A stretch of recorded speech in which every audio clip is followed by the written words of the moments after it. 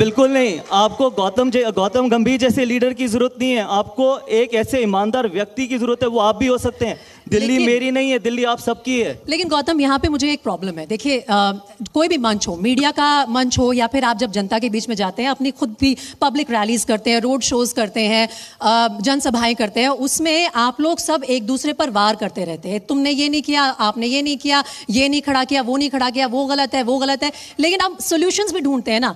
आपने बोला कि दिल्ली को एक ऐसे व्यक्ति की जरूरत है जो दिल्ली को कम से कम पहले जैसी दिल्ली तो बना दे। लंदन, पेरिस, न्यूयॉर्क तो दूर की बात है, हमें हमारी दिल्ली चाहिए वापस।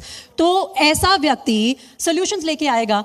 गौतम गंभीर एज अ युवा leader, as someone who thinks very clearly, talks very clearly, आप मुझे बताइए सॉल्यूशन क्या है, कहां ढूंढे उसका रास्ता? मैं आपको बताता हूं सॉल्यूशन, और शायद ये बहुत लोगों को बुरा लगेगा, लेकिन ये बहुत इंपॉर्टेंट सॉल्यूशन है। इस देश में जितने ऐड चलने चाहिए, चाहे वो मीडिया में चलें, चाहे वो इलेक्ट्रॉनिक मीडिया में चले, चाहे वो बाहर चलें, चाहे वो प्रिंट मीडिया में चलें, सारे ऐड पार्टी को अपने फंड से लगाने चाहिए। टैक्स पेयर का पैसा सिर्फ टैक्स पेयर के लिए ही जाना चाहिए। मेरी मेहनत की कमाई के ऊपर किसी का हक नहीं है कि वो अपने चेहरे या अपनी राजनीति चमकाए। आपको अपनी राजनीति चमकानी है, आप अपने पार्टी फंड से लगाइए।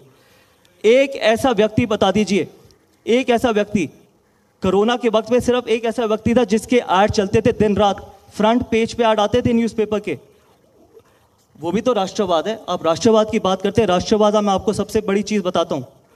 जब मैं बड़ा हो रहा था, 1962 की वॉर मैंने नहीं देखी थी, मेरी नानी ने मुझे बताई थी। जब देश को जरूरत थी तो महिलाओं ने इस देश की अपना सोना दिया था देश को। कोरोना के वक्त पे जब पैसे की जरूरत थी तो मीडिया हाउसेस भी ये कह सकते थे कि केजरीवाल जी हम आपके ऐड नहीं चलाएंगे, जो पैसा आप हमारे को देते हैं ना, ये आप जनता में लगाइए, इससे कोरोना सेंटर्स बनाइए, इससे आप हॉस्पिटल बनाइए। ये भी एक तरीके का राष्ट्रवाद है।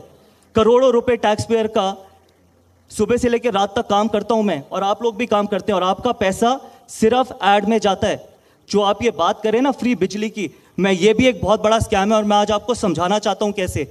20,000 करोड़ का बजट है, जो हर साल 20,000 करोड़ रुपए इलेक्ट्रिक कंपनीज को जाता है, जिसमें से 16,000 करोड़ सिर्फ 11.5 लाख घर दिल्ली के देते हैं। और जो 4,000 करोड़ जो दिल्ली सरकार सब्सिडी बोलती है, वो इंफ्रास्ट्रक्चर का पैसा है, इंफ्रास्ट्रक्चर डेवलपमेंट का, जिससे स्कूल, कॉलेज, हॉस्पिटल और फ्लाईओवर्स बनने चाहिए। वो सब्सिडी दिखा के दिया जाता है इलेक्ट्रिक कंपनीज को। जब सारा पैसे ही आप इलेक्ट्रिक कंपनीज को दे देंगे, 4,000 करोड़ जिससे इंफ्रास्ट्रक्चर बने, तो स्कूल, कॉलेज, हॉस्पिटल कैसे बनाएंगे? एक मिनट गौतम, एक मिनट। ये आंकड़े बहुत इंप्रेसिव हैं, और आपने बिल्कुल वाजिब सवाल भी उठाया कि टैक्स पेयर की मनी का सही उपयोग नहीं कर रही है। चलिए, आम आदमी पार्टी मैंने मान लिया। टैक्स पेयर की मनी का एक पोर्शन म्यूनिसिपैलिटी को भी जा रहा है। म्यूनिसिपैलिटी को जो पैसा जा रहा है, उसमें एमसीडी के तो इतने प्रचार भी नहीं होते, एमसीडी के तो इतने ऐड भी नहीं आते। वो पैसा कहां जा रहा है? कौन अपनी पॉकेट में भर रहा है? 13,000 करोड़ रुपए पेंडिंग है जो दिल्ली सरकार ने एमसीडी को देने। और मैं आपको बताता हूं सबसे ज्यादा कौन सी एमसीडी भुगती है? ईडीएमसी भुगती है। अब सब मर्ज हो गया है। अब मर्ज हुआ है ना, और वो मर्ज करने की जरूरत भी थी। हमारे पास कर्मचारियों को पैसे देने के पैसे नहीं थे। 13,000 करोड़ जो दिल्ली सरकार अभी तक रोक के रखा हुआ है। आपने राजनीति करनी है, आप करिए अपनी राजनीति, लेकिन उन गरीबों की क्या गलती है? सिर्फ इसलिए दिखाने के लिए पैसे नहीं दिए जाते कि एमसीडी काम करे। 13,000 करोड़ जब आएंगे तो पूछना जरूर कि 13,000 करोड़ रुपए क्यों रोके थे। और सबसे ज्यादा मैं ही भुगता हूं वो, क्योंकि कुछ भी अगर ईडीएमसी में बोलता था करवाने के लिए तो यही जवाब मिलता था कि हमारे पास पैसे नहीं है।